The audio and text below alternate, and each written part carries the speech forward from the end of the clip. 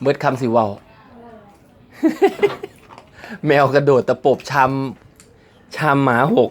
ไม่ได้ตะปบจังหวะกระโดดแล้วทีนี้ว่ามันกระโดดเกาะแบบนินจาเลยเต้เขาเห็นคาตา กระโดดแบบตีลังกาแล้วก็หันมาตะปบชามลงไปอ่ะหลุดจากมือลูกลงไป พอคว่ำปั๊บมันก็โซยเลยจ๋อยบอกไหนๆก็หกแล้วกูเอามั่ง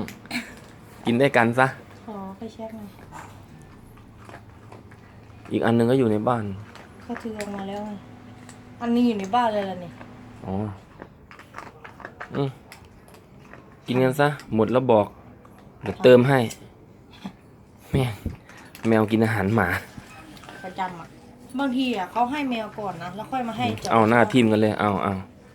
ไม่กัดกันหรอกเพราะมันรู้ไงไม่เคยกัดหรอกถ้ากัดตัวไหนเริ่มก็จะโดนใช่อีกตัวถ้าตอบโต้ก็จะโดนอีก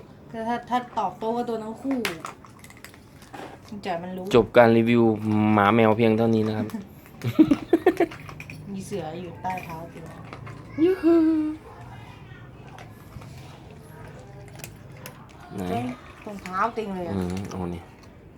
อีหนิมไปนะไม่เห็นอีหนิมกินคำสองคำกระโดดเข้าหน้าต่างไปแล้วเพราะว่ามันต้องไปกินอาหารไม่แกงมั้งแมวอีแกงกับอีจ๋อยมองกล้องเลยจ๋อยเอ้ยมองกล้องหน่อยลูกส่วนที่ไหนอะหิวชั่วโมงนี้ส่วนนี้ดึกด้วยวันนี้